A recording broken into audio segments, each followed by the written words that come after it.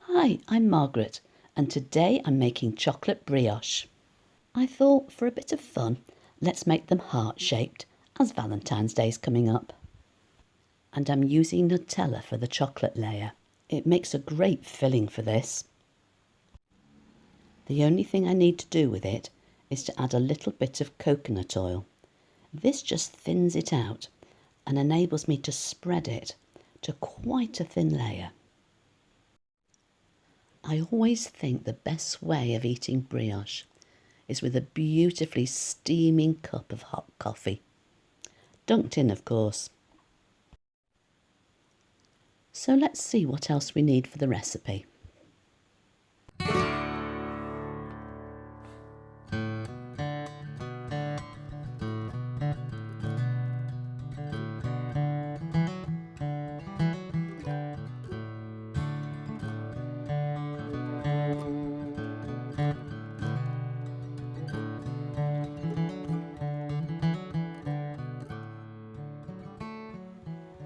As brioche is a type of bread, it starts in a very similar way to any other bread. You also treat it in a very similar way to any bread product. Mixing it well, keeping it warm, leaving it to prove. But brioche is an enriched bread, and it's the most enriched bread I've ever come across. Sugar, eggs, milk. Oh, and wait till we have the butter. But I'm getting ahead of myself. I've made the milk a little warmer than normal because, as you saw there, I added the eggs to it, and they would reduce the temperature a little as they're at room temperature. I like to mix the dough with a fork to start with, just to incorporate the ingredients a little before I get the hand mixer out. Now, the dough attachments on a hand mixer are fine for doing this. It does take a little bit of work because it's quite dry at first, but once you add the butter, it starts to become a little softer. And after 5 minutes, it should be nice and stretchy. The butter needs to be quite soft and squidgy. That way it mixes into the dough more easily. This is where it would be much easier to use a stand mixer, and if you're making this, I would definitely advise using one. Keep mixing the butter little bit by little bit until it's all mixed in. It starts to become a beautiful yellow colour, and as you mix, it becomes smoother and smoother.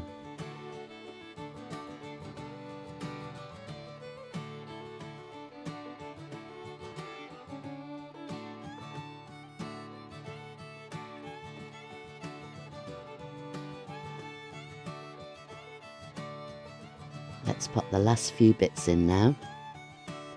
Look at that lovely colour. Now, once everything's mixed in, I will need to mix it for about 15 minutes or so to give it the right texture and to get that gluten working.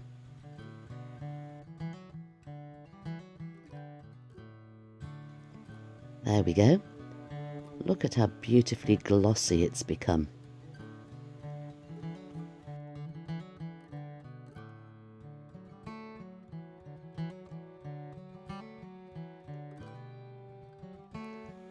So let's cover it up now and let it rise in a warm place for a little while.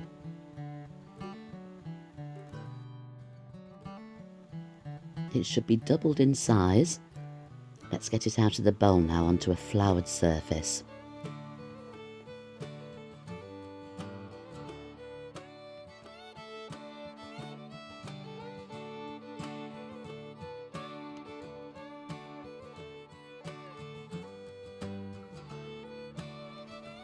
We need to knock out any air that's in there.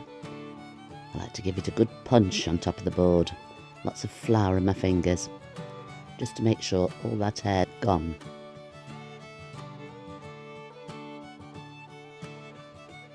Next, let's fold it up and pop it in a greased bowl, and I'm going to leave it in the fridge overnight. That lovely long proof will make the flavour pop.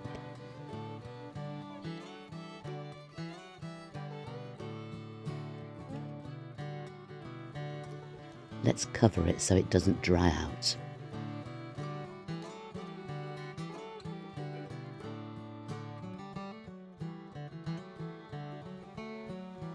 There we go, it's really risen. And now it's ready to use. So let's pop it out and cut it into quarters.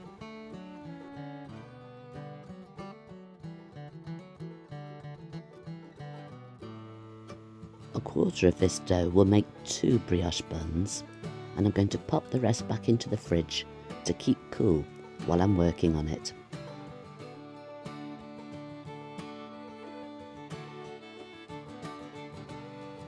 Now here comes the fun part. I'm going to roll this out really thin. It's going to be just a couple of millimetres in thickness. I'm going to try and keep it in a rectangle and almost as big as my board. I try to do it about 25 by about 40 centimetres. It's really hard to keep it in a rectangle, but you can always trim it later.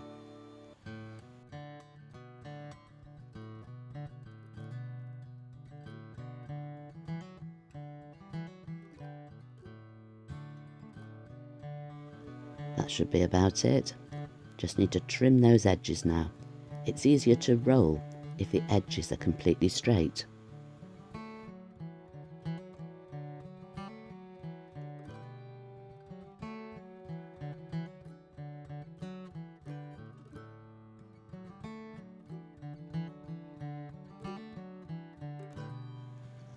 Now to spread the chocolate Nutella.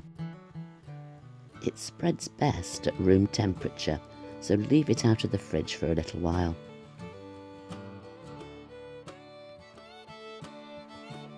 I'm going to leave one edge free of chocolate. That's so it can help to seal it later on, but the rest is going to be completely covered. I want to make the layer as thin as possible. Then I'm going to pop it into the fridge to make it really nice and cold, and that makes it easier to roll up. So a little bit of water along the edge, and we're ready to roll. I'm going to roll this quite tightly, and that way you get a nice even spread of chocolate.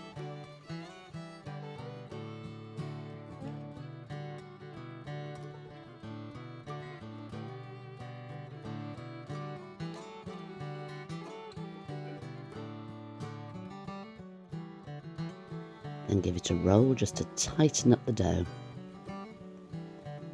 There we go.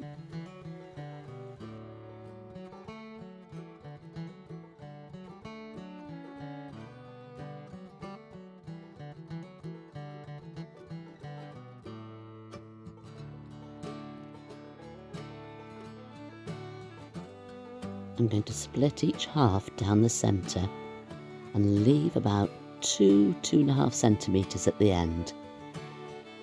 Then spread them out and twist each side, and then roll round the top so you get a little heart shape.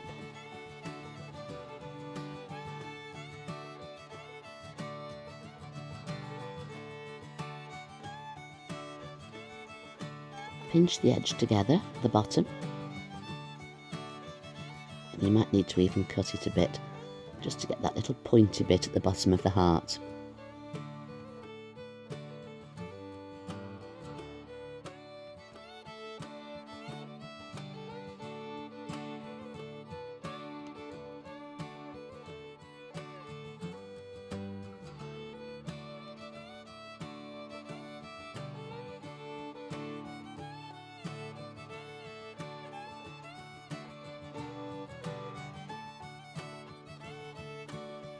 Pop them on a buttered baking paper,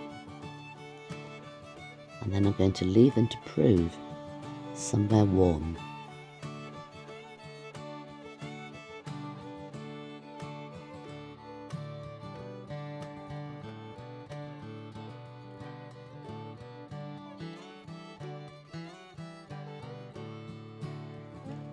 Finally, a little bit of egg wash, 1 egg and a little bit of milk, just brushed lightly over each one.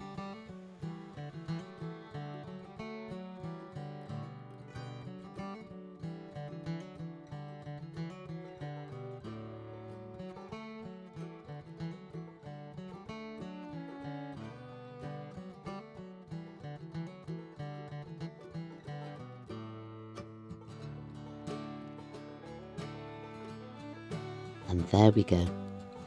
I don't know about you, but I'm ready for a nice cup of coffee now. I might just take one of these with me. Thanks for joining me. Have a great Valentine's Day, and I'll catch you soon.